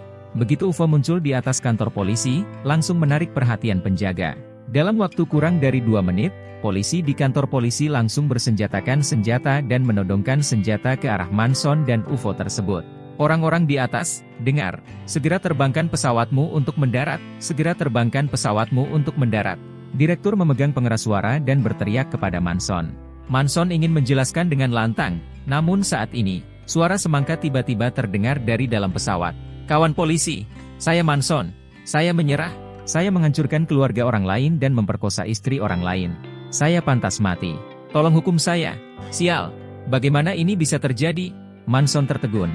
Ganendra lari dengan parasut. Kenapa suaranya masih ada? Mungkinkah itu direkam terlebih dahulu dan waktu pemutarannya diatur secara khusus? Kawan polisi, saya Manson. Saya menyerah. Saya menghancurkan keluarga orang lain. Suara semangka terdengar lagi. Ini adalah set mode loop tak terbatas. Ah, Adinata, kamu bajingan. Manson sangat marah hingga dia menghentakkan kakinya. Di bawah, direktur berteriak dengan pengeras suara, Kamrat Manson, kami telah mendengar tuduhan Anda. Ketika kami mengetahui kejahatan Anda segera menerbangkan pesawat Anda dan mendarat dengan selamat. Kami akan mempertimbangkan untuk memberi Anda hukuman yang lebih ringan berurusan dengan Anda. Ulangi lagi kawan Manson, sudah. Setelah berteriak beberapa kali, Manson tidak bisa menjawab, dia terus memainkan pengakuan yang direkam Ganendra untuknya. Setelah kebuntuan selama lebih dari 10 menit, direktur berkata, tolong segera terbangkan pesawat Anda, jika tidak kami akan menembak jatuh Anda dengan senjata berat. Ulangi, tolong segera, pergi ke wilayah militer pertama dan pinjam meriam. Tidak, jangan serang aku akan jatuh sekarang juga. Mendengar akan ditembak jatuh, Manson ketakutan, lama-lama ia mencari di pesawat dan akhirnya menemukan parasut. Ia adalah orang yang takut ketinggian, namun kini ia tidak punya pilihan selain terjun payung. Namun ketika dia melihat ke bawah, dia melihat bahwa ketinggiannya terlalu rendah. Jika dia menggunakan parasut untuk jatuh, dia tidak akan sempat membuka parasutnya dan dia akan terjatuh hingga tewas. Terjun payung adalah salah satu dari 5 olahraga ekstrim teratas dalam hal angka kematian. Meski Manson takut ketinggian, ia tetap memiliki pengetahuan tersebut. Dia tidak punya pilihan selain menelepon Davi Sakti. Saat ini, Davi Sakti baru saja membalas telepon Edvard Su, mengucapkan selamat atas pernikahannya, dan mengatakan bahwa dia akan berusaha sebaik mungkin untuk pergi ke tempat kejadian untuk memberi selamat padanya pada tanggal 15. Yulin, kamu melakukannya dengan benar. 5 hari kemudian, pernikahan Edvard Su dan Cynthia Yandra. Siapa yang akan memilihmu atau MUQ? Davi Sakti bertanya. Manson menangis dan berkata, kakek, tolong datang dan selamatkan aku. Jika kamu tidak datang untuk menyelamatkanku, aku akan hancur berkeping-keping oleh meriam dan aku tidak akan bisa pergi kemana-mana. Apa? Kamu di mana? Saat ini, Adinata sudah mengucapkan selamat tinggal kepada Sisi, meninggalkan halaman dan tiba di bandara, tempat pesawat pribadi mereka diparkir. Dia sekarang ingin bergegas ke kota yang dalam bersama Dewi Bisanaga dan pria lainnya. Tuan Brahma, saya minta maaf. Selama periode ini, saya telah memperhatikan keselamatan Anda di ibu kota dan tidak memperhatikan situasi dengan Tuan Yandra. Dewi Bisanaga juga baru mengetahui bahwa Cynthia Yandra dan Edvard Su akan menikah, dan sangat terkejut. Adinata melihat keluar jendela dan berkata, tidak apa-apa, Cynthia marah padaku. Tiba-tiba aku punya putra dan putri tambahan, dan aku tidak punya waktu untuk menghabiskan waktu bersamanya akhir-akhir ini. Dia pasti tidak akan bisa melakukannya menerimanya, dan dia marah padaku. Selama aku sampai di Shenzhen, meminta maaf padanya dengan benar dan membujuknya, semuanya akan baik-baik saja. Hubungan di antara kita tidak akan rusak begitu saja. Dewi Bisanaga juga mengangguk dan berkata, ya, Tuan Yandra sangat mencintaimu. Ketika kamu berpura-pura diusir dari keluarga, dia tidak pernah meninggalkanmu. Tidak ada alasan mengapa aku tidak mengikutimu sekarang karena kamu bersinar terang. Pasti lelaki tua Edvard Su yang memanfaatkanmu dan memanfaatkannya ketika kamu tidak punya waktu untuk menemaninya, dan itu membuat Tuan Yandra bimbang. Adinata memikirkan Edvard Su dan menjadi marah, orang tua ini berani menyentuh tunanganku, dia benar-benar mencari kematian. Wanita semua butuh pendampingan, terutama wanita Tionghoa yang cantik. Wanita cantik memiliki banyak pelamar di sekelilingnya, jika diabaikan selama beberapa hari, pria lain akan dengan mudah memanfaatkannya. Karena selalu ada ban serep yang tak terhitung jumlahnya menunggu wanita cantik. Edvard Su adalah seorang veteran dalam membujuk wanita. Setelah dia mengetahui bahwa Adinata tiba-tiba memiliki 2 anak lagi, dia masih tidak memanfaatkan kesempatan untuk menyerang Adinata dan mencuci otak Cynthia Yandra. Misalnya, jika suami Anda mempunyai anak dengan wanita lain, maka akan ada masalah di kemudian hari, dan harta benda tidak akan diserahkan kepada Anda. Adinata menduga Edvard Su pasti mengatakan hal serupa. Tak lama kemudian, pesawat sudah terbang di atas ibu kota, saat itu siang hari, dan pemandangan di luar jendela tidak begitu menawan. Jika malam hari, lepas landas atau mendarat dengan pesawat di Beijing, Tianhai, atau kota besar seperti New York dan London. Melihat keluar jendela di bawah kota, Anda akan dimabukkan oleh hiruk-pikuk lampu yang membentuk lautan cahaya. Adinata bertanya, kapan pernikahan Cynthia dan Edvard Su dijadwalkan? Dwi Bisanaga menjawab, 15 Maret. Masih ada 5 hari lagi, itu sudah cukup. Sekarang pada tanggal 10 Maret, Adinata punya waktu 5 hari untuk membuat Cynthia Yandra berubah pikiran, kali ini cukup untuk Adinata. Karena Adinata dan Cynthia Yandra tidak memiliki banyak konflik dalam diri mereka hanya memiliki masalah dengan anak-anak mereka. Selama Adinata menjelaskan hal ini dengan jelas dan memberinya beberapa komitmen keuangan, masalahnya akan terpecahkan. Lebih dari 3 jam kemudian, Adinata terbang dari bagian paling utara Tiongkok ke bagian paling selatan Tiongkok. Cuaca di kota Shenzhen relatif hangat. Begitu turun dari pesawat, Adinata melepas mantel tebalnya dan pergi ke hotel untuk beristirahat. Ketika dia tiba di hotel, Adinata memberitahu Dwi Bisanaga, periksa kediaman Edvard Su di Shenzhen dan lokasi perusahaannya. Ya, Adinata tidak sabar untuk bertemu Cynthia Yandra, tetapi Cynthia Yandra masih tidak bisa menghubunginya melalui telepon. Oleh karena itu, Adinata mengirim pesan lain ke Diana Yandra. Diana, aku di Shenzhen dan aku ingin bertemu denganmu. Diana Yandra dengan cepat menjawab, tidak sekarang, saya menemani saudara perempuan saya memilih gaun pengantin. Saya akan pergi mencari Anda pada jam 7 malam. Apakah Cynthia Yandra sudah mulai memilih gaun pengantin? Dia bersungguh-sungguh. Adinata merasa sangat sedih, tapi sekarang, dia hanya bisa memahami situasinya melalui Diana Yandra terlebih dahulu. Setelah menunggu di hotel lebih dari 1 jam, Adinata segera mendengar ketukan di pintu. Adinata membuka pintu, dan berdiri di luar pintu adalah si cantik kecil Diana Yandra dengan kaki ramping. Diana, kamu di sini, Adinata sangat senang. Diana Yandra memasuki ruangan dan memukul Adinata terlebih dahulu. Adinata, kenapa kamu ada di sini? Aku membantumu melamar adikku. Setelah lamaran, apa yang kamu lakukan pada adikku? Kamu membuat adikku sangat marah sehingga kamu menikah dengan Edvard Su, pamanmu. Diana Yandra tampak kesal terhadap Adinata. Adinata juga meraih tangan kecil Diana Yandra dan segera meminta maaf, maaf, ini memang salahku. Setelah melamar adikmu, awalnya aku berencana mengadakan pernikahan secepatnya. Tetapi mantan istri saya tiba-tiba melahirkan seorang anak. Diketahui bahwa salah satu anak itu bukan anak saya, dan dia menolak menyebutkan siapa ayah kandung anak tersebut. Saya sangat marah. Saya terus mencari ayah kandung anak tersebut. Alhasil, saya menemukan pria itu dan terlibat dalam insiden lama lainnya. Saya punya anak perempuan berusia 3 tahun di Beijing. Setelah saya memberitahu adikmu, kakakmu menutup telepon dengan marah dan mengabaikanku selama beberapa hari. Saya tidak menyangka dia akan sangat marah sehingga dia ingin menikahi Edvard Su. Diana Yandra adalah saudara perempuan kandung Cynthia Yandra, dan Adinata juga menganggapnya sebagai kerabat, jadi tidak ada alasan untuk berbohong padanya tentang hal-hal ini. Setelah mendengar ini, Diana Yandra mau tidak mau memukul Adinata beberapa kali. Oke, Adinata, saya pikir kamu sangat berdedikasi, tapi ternyata kamu juga seorang playboy. Kamu sebenarnya punya banyak sekali wanita di luar, dan tiba-tiba kamu punya 2 anak lagi? Pantas saja adikku putus denganmu. Kalau itu aku juga akan putus denganmu. Siapa yang suka jadi ibu tiri yang menjaga orang lain? Untukmu? Nah, Adinata juga merasa inilah alasan mengapa Cynthia Yandra putus dengannya. Namun, Adinata membantu Diana Yandra duduk dan menghibur. Diana, ini semua adalah masa lalu. Setelah bersama adikmu, aku tidak pernah menyukai siapapun, dan aku tidak bisa kembali bersama mereka. Sedangkan untuk anak, putra jelita akan segera dijemput oleh keluarga. Putri di Beijing akan diasuh oleh ibunya. Cynthia Yandra dan saya tidak perlu merawat kedua anak ini. Saya tidak pernah berpikir untuk membiarkan Cynthia Yandra menjadi ibu tiri saya dan merawat anak-anak untuk saya.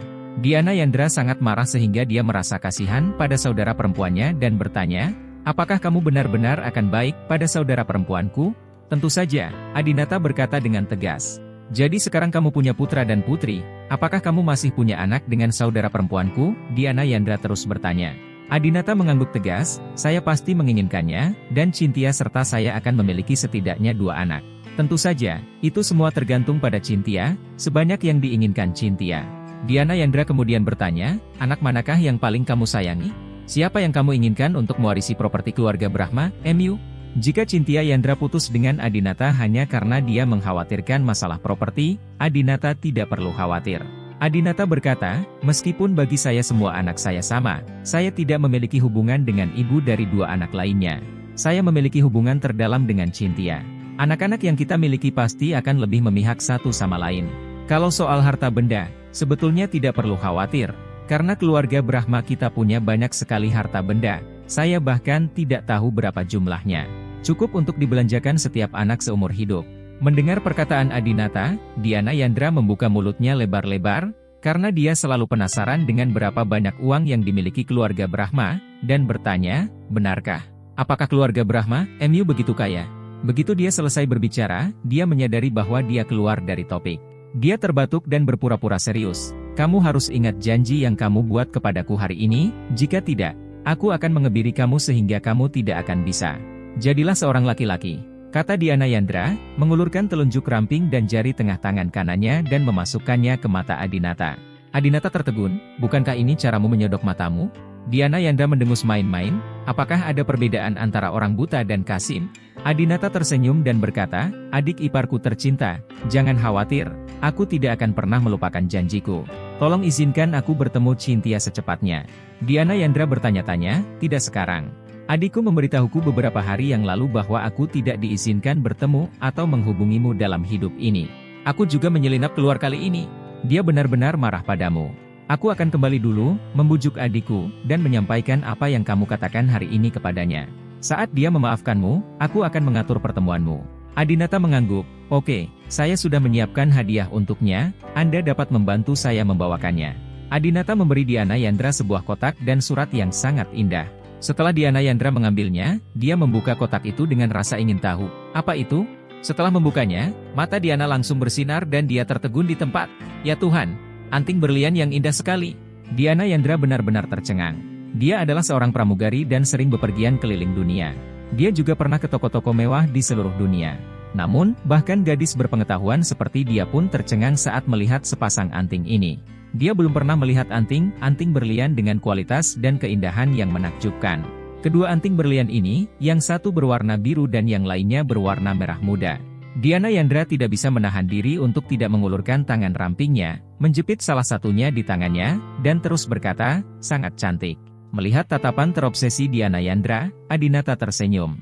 Sepasang anting ini adalah hadiah yang tidak bisa ditolak oleh wanita manapun. Adinata memperkenalkan, kedua anting berlian ini disebut Apollo dan Artemis, masing-masing dewa matahari dan dewi malam berbintang. Apollo Blue, 14,54 karat, internal tanpa celah. Artemis Pink Diamond, 16,00 karat, kejernihan VVS2. Ini adalah anting berlian berwarna termahal di dunia. Diana Yandra bertanya dengan rasa ingin tahu, berapa harga anting-anting ini? Adinata berkata, yang merah muda bernilai hampir 200 juta, dan yang biru bernilai 500 juta. Apa? 500 juta? Tangan Diana Yandra sedikit gemetar sambil memegang anting berlian senilai 500 juta. Anting berlian kecil sebenarnya lebih mahal dari rumah termahal di Shenzhen. Wah, aku iri sekali pada adikku. Diana Yandra sangat rakus, siapa yang tidak ingin memiliki anting berlian seperti itu? Diana Yandra memegang lengan Adinata dengan sikap menyanjung dan berkata, kakak ipar, bisakah Anda mengizinkan saya memakai anting-anting berlian merah muda yang lebih murah itu? Tolong. Diana Yandra memohon pada Adinata dan terus menggoyangkan lengannya. Diana Yandra memiliki sosok yang baik, memegang lengan Adinata akan membuatnya malu karena dia akan menyentuh tempat yang tidak seharusnya dia sentuh. Adinata berkata, baiklah, selama adikmu mengizinkanmu memakainya, aku tidak keberatan. Terima kasih, kakak ipar, saya tahu kakak ipar adalah yang terbaik, Diana Yandra memuji dengan gembira. Benar saja, lebih baik punya uang, meskipun saya tidak menemani pacar saya seminggu terakhir, saya menyinggung pacar saya dan keluarga pacar saya. Namun selama Anda memberikan hadiah setinggi langit ini, mereka akan dengan mudah memaafkan Anda. Baiklah, aku akan membawakan hadiah dan surat cintamu untuk adikku. Tunggu saja kabar baikku. Diana Yandra dengan hati-hati memasukkan kembali dua anting berlian berharga tinggi itu ke dalam kotak, lalu mengambilnya di tangannya dan bersiap untuk pergi. Adinata mengangguk dan bertanya, ngomong-ngomong, di mana adikmu tinggal sekarang? Apakah dia tinggal di kampung halamanmu atau di hotel? Shenzhen adalah tempat Cynthia Yandra dibesarkan, dia seharusnya punya rumah di sini. Meskipun tidak, Diana Yandra masih tinggal di Shenzhen, dan Cynthia Yandra mungkin juga tinggal bersamanya. Diana Yandra berkata, adikku sekarang tinggal di Villa Paman Su. Apa? Dia tinggal di rumah Edvard Su? Apakah mereka tinggal bersama? Wajah Adinata tiba-tiba berubah menjadi hijau, dia telah mengalami pengkhianatan Jelita beberapa kali dan sangat sensitif terhadap hal-hal seperti itu. Ketika Jelita dan Adinata tinggal bersama, mereka mampu merekrut laki-laki. Situasi saat ini adalah Cynthia Yandra tinggal di rumah Edvard Su. Mungkinkah Cynthia Yandra sudah tidur dengan Edvard Su karena marah? Jika ini masalahnya, maka Adinata akan sangat marah. Cynthia Yandra bisa menyalahkan Adinata karena mengabaikannya, atau dia bisa menyalahkan Adinata karena tiba-tiba memiliki 2 anak lagi, yang membuatnya malu. Namun, dia seharusnya tidak tidur dengan kekasih lamanya tanpa mengucapkan sepatah kata pun. Ini adalah balas dendam. Diana Yandra dengan cepat menjelaskan, oh, kami tidak tinggal bersama. Paman Su memiliki beberapa rumah di Shenzhen, dan saudara perempuan saya hanya tinggal di salah satunya. Paman Su tidak tinggal bersama saudara perempuan saya. Kamu bisa mempercayaiku sepenuhnya, karena aku telah tidur dengan saudara perempuanku beberapa hari terakhir ini, dan Paman Su tidak pernah menginap. Setelah mendengarkan kata-kata Diana Yandra, Adinata akhirnya merasa lega. Dia juga merasa bahwa Cynthia Yandra tidak mungkin mengkhianatinya. Dia seharusnya tinggal di rumah Edvard Su dengan sengaja untuk membuat marah Adinata dan membuat Adinata merasa sedikit dalam krisis. Sedangkan bagi perempuan, semakin berakal sehat maka akan semakin diabaikan oleh laki-laki. Sebaliknya, semakin banyak wanita membuat onar, pria akan semakin peduli padanya. Pada saat ini, Diana Yandra cemberut dan berkata, jangan khawatir, kakak ipar, adikku pasti sengaja marah padamu. Coba pikirkan, Paman Su adalah yang lebih tua dan teman baik ayahku semasa dia seumur hidup. Bagaimana mereka bisa menikah? Sekilas palsu, kan? Kata Diana Yandra sambil tersenyum. Namun, setelah mendengar penjelasan Diana Yandra, Adinata menjadi serius. Adinata setuju dengan gagasan bahwa Cynthia Yandra berpura-pura menikah dengan Edvard Su. Tapi alasan yang dikatakan Diana Yandra sama sekali tidak bisa dipertahankan. Karena Edvard Su lebih dari kakak perempuan Cynthia Yandra 10 tahun yang lalu, dia telah menyerang Cynthia Yandra pada saat itu. Diana Yandra yang tidak bersalah masih tidak tahu bahwa Cynthia Yandra ditahan oleh Paman Su yang dia panggil. Cynthia Yandra tidak menyebutkan masalah ini, dan Adinata tidak bisa memberitahu Diana Yandra, jadi dia tidak mengatakan apa-apa lagi. Hati-hati di jalan, aku akan minta seseorang mengantarmu kembali. Ya, sampai jumpa, berdandanlah dengan baik dan tunggu kabar baikku. Oke. Dengan jaminan Diana Yandra, Adinata akhirnya menghela nafas lega dan merasa lega. Selanjutnya, yang perlu Anda lakukan hanyalah menunggu Diana Yandra mengatur keduanya untuk bertemu. Tidak lama kemudian, Ganendra menyetir sendiri dan mengantar Diana Yandra ke Villa Aegean tempat tinggal Cynthia Yandra. Kawasan villa ini bisa dibilang sebagai kawasan hunian mewah papan atas di kota Shenzhen. Kawasan di mana villa ini berada dikenal sebagai kawasan terkaya ke-9 di dunia yang didukung oleh Gunung Nanas dengan ketinggian lebih dari 300 meter yang bagaikan bar oksigen alami. Dapat dikatakan bahwa ini adalah tanah harta karun geomantik di Shenzhen. Terima kasih, kakak gua. Masuk saja ke pintu. Penjaga di sini ketat dan mobil tidak bisa masuk. Aku pergi. Diana Yandra tersenyum dan melambaikan tangan pada Ganendra. Tuan, berjalanlah perlahan. Jika Anda memerlukan sesuatu, silakan hubungi saya kapan saja, kata Ganendra dengan hormat. Oke. Diana Yandra tersenyum, ini adalah pertama kalinya dia dipanggil Tuan. Dia pikir bawahan Adinata sangat menarik. Meskipun Edvard Su dan Adinata sama-sama kaya, jelas pihak Adinata lebih kuat. Kembali ke villa, Diana Yandra berteriak, kakak, saya kembali. Namun, Cynthia Yandra jelas ada di ruang tamu, tapi dia tidak setuju. Ketika dia mendekat, dia menemukan bahwa Cynthia Yandra memasang headphone nirkabel di telinganya. Diana Yandra melepas headphone Cynthia Yandra, melirik ponsel Cynthia Yandra, dan berkata, kakak, kamu berlatih bahasa Inggris lagi. Mengapa kamu begitu suka belajar bahasa Inggris akhir-akhir ini? Faktanya, dengan tingkat bahasa Inggrismu, bepergian di luar negeri dan ngobrol dengan orang asing saja sudah cukup. Oh, saya mengerti. Apakah Anda ingin pindah ke Inggris bersama Adinata di masa depan agar Anda bisa mengenal lingkungan di sana terlebih dahulu? Cynthia Yandra berkata dengan ekspresi tidak senang, omong kosong apa yang kamu bicarakan? Aku akan menikah dengan Edvard Su. Jangan menyebut Adinata lagi. Diana Yandra tersenyum, mengetahui bahwa Cynthia Yandra masih memiliki Adinata di hatinya, jadi dia menyerahkan kotak hadiah anting berlian kepada Cynthia Yandra. Ini, ada apa? Tanya Cynthia Yandra. Kamu akan tahu jika kamu membukanya dan melihatnya, kata Diana Yandra misterius. Cynthia Yandra mengambilnya dan membukanya, dan segera menutup mulutnya karena terkejut. Anting berlian favoritku. Apollo dan Artemis? Siapa yang memberikan ini? Diana Yandra tersenyum dan berkata, tebak. Edward Su, tanya Cynthia Yandra. Diana Yandra menggelengkan kepalanya. Salah, itu diberikan oleh pria yang paling kamu cintai. Ekspresi Cynthia Yandra tiba-tiba berubah. Apakah itu Adinata? Apakah kamu pernah bertemu Adinata? Diana Yandra tertawa terbahak-bahak. Haha, kamu juga mengatakan bahwa kamu ingin putus dengan Adinata. Begitu kamu menyebut pria yang paling kamu cintai, kamu langsung menyebut nama Adinata. Jelas pria yang paling kamu cintai adalah Adinata, bukan Paman Su. Cynthia Yandra tampak malu, dia terlihat jauh lebih kurus dan suram dibandingkan saat dia berada di Tianhai sebulan yang lalu. Namun, hal ini tidak mempengaruhi kecantikannya, karena tanpa riasan, temperamen anggun tanpa riasan ini membuatnya sangat dicintai. Tanpa gaya CEO yang mendominasi di masa lalu, dia terlihat seperti wanita Jiangnan yang menyedihkan. Jika Adinata melihatnya seperti ini, dia pasti akan memeluknya dan merawatnya sepanjang malam.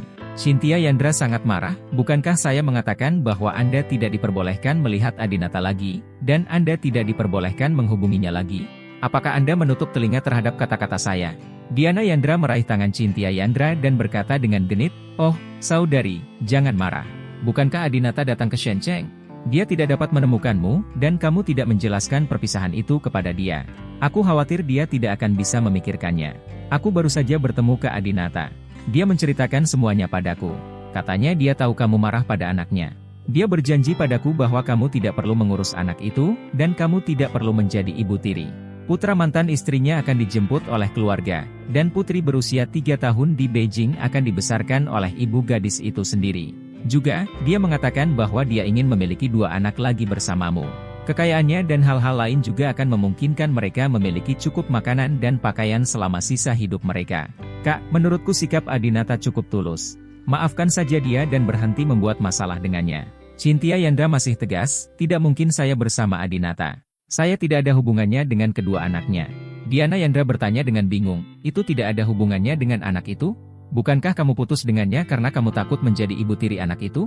Berbicara tentang ini, Diana Yandra juga bingung. Faktanya, berdasarkan pemahamannya terhadap adiknya, dia juga merasa bahwa Cynthia Yandra adalah orang yang murah hati, dan Cynthia Yandra sudah mengetahui tentang kehamilan jelita dengan anak Adinata.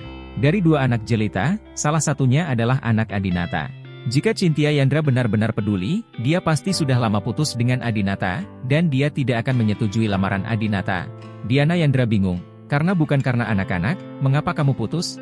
Apakah karena dia tidak bersamamu akhir-akhir ini? Aku harus membicarakan hal ini denganmu. Adinata mengalami begitu banyak masalah akhir-akhir ini. Anak itu bukan miliknya, dan dia tiba-tiba memiliki seorang putri.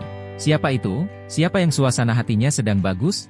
Kakak, sebagai tunangan Adinata, kamu harus memperhatikannya, dan yang lebih penting, tetaplah bersamanya dan hibur dia. Cynthia Yandra duduk di sofa dan menyilangkan kaki rampingnya, bukan karena ini. Diana Yandra juga duduk, kaki panjang kedua saudara perempuan itu membuat orang merasa seperti berada di tempat pajangan model mobil. Lalu kenapa? Diana Yandra bertanya. Cynthia Yandra tidak memberitahu jawabannya kepada Diana Yandra, tetapi berkata, jangan khawatir tentang Adinata dan aku. Singkatnya, ingatlah bahwa jika Adinata dan aku sudah berakhir, itu tidak akan mungkin terjadi dalam hidup ini. Kau juga tidak akan bertemu dengannya lagi. Kirimkan seseorang untuk mengembalikan sepasang anting berlian dan surat ini kepadanya. Cynthia Yandra bahkan tidak membaca atau membuka surat permintaan maaf yang ditulis oleh Adinata kepada Cynthia Yandra, jelas bahwa dia benar-benar bertekad terhadap Adinata. Diana Yandra berkata, adikku sayang, apakah kamu ingin mengirim seseorang untuk mengembalikan anting-anting berlian ini? Siapa yang harus kamu kirim? Apakah itu pengemudi atau pacarmu dari Bailey Express? Tahukah kamu berapa harga sepasang anting ini?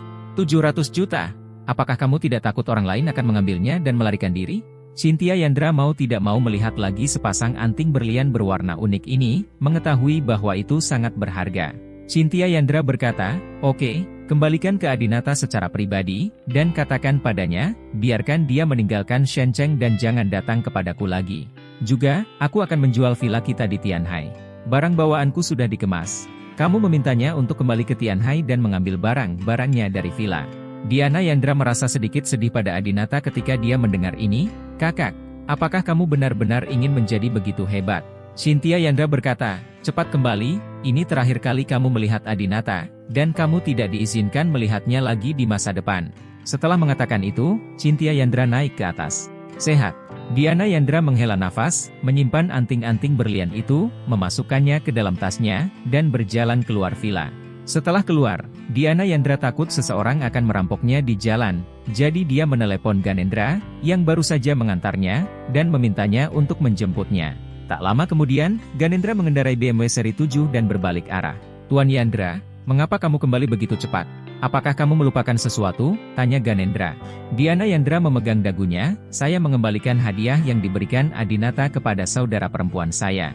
Adikku tidak tahu kenapa, tapi dia bersikeras untuk putus dengan Adinata." Ngomong-ngomong, Ganendra, katakan sejujurnya, apakah Adinata pernah bermain dengan wanita saat dia keluar akhir-akhir ini? Ganendra meyakinkan Diana Yandra saat mengemudi, Tuan Brahma sibuk dengan bisnis setiap hari dan tidak punya waktu untuk melakukan hal-hal berantakan ini. Lagi pula, Tuan Brahma tidak pernah melakukan hal seperti itu. Kalau tidak, dia adalah bos miliarder, dan aku tidak bisa menghentikan wanita yang ingin berhubungan dengannya setiap hari. Diana Yandra memikirkannya dan merasa bahwa karakter Adinata tidak buruk. Jika bukan karena alasan ini, mengapa adikku harus putus dengan Adinata? Diana Yandra tidak memikirkan masalah ini sampai dia kembali ke kamar hotel Adinata. "Diana, kenapa kamu kembali begitu cepat? Apakah Cynthia juga ada di sini?" Membuka pintu ke Diana Yandra lagi. Ketika dia melihatnya, Adinata mengira Diana Yandra telah membawa Cynthia Yandra ke sini. Namun, Diana Yandra berkata, "Jangan pikirkan itu, ini hanya aku." Tidak hanya itu, Diana Yandra juga mengembalikan sepasang anting berlian tersebut kepada Adinata. "Adikku bilang dia tidak menginginkan hadiah itu, dan dia tidak membaca surat itu. Juga, dia bilang dia ingin menjual villamu di Tianhai dan membiarkanmu mengemasi barang bawaanmu dan membawanya pergi." "Apa?" Ketika Adinata mendengar kata-kata seperti itu, dia langsung tercengang. Inilah saatnya untuk benar-benar putus dan tidak pernah berinteraksi satu sama lain lagi. Villa tempat mereka berdua tinggal di Tianhai dibeli oleh Cynthia Yandra, jadi dia tentu saja berhak melakukannya. "Tapi kenapa?" Diana Yandra berkata, "Saya tidak tahu mengapa. Saya mengatakan kepadanya semua yang Anda janjikan tadi, tetapi dia masih tidak memaafkan Anda. Menurutku dia marah padamu bukan karena anak itu, atau karena kamu tidak bersamanya akhir-akhir ini. Apakah kamu punya hal lain untuk memprovokasi dia?" Adinata bingung, "Ada hal lain? Apakah ada yang bisa saya lakukan untuk menyinggung Cynthia Yandra? Pikirkan sendiri. Kakakku tidak akan membiarkan aku tinggal bersamamu terlalu lama, dan aku tidak akan bisa melihatmu dengan santai di masa depan," kata Diana Yandra. Saat Diana Yandra hendak berbalik dan pergi, Adinata meraih lengan Diana Yandra.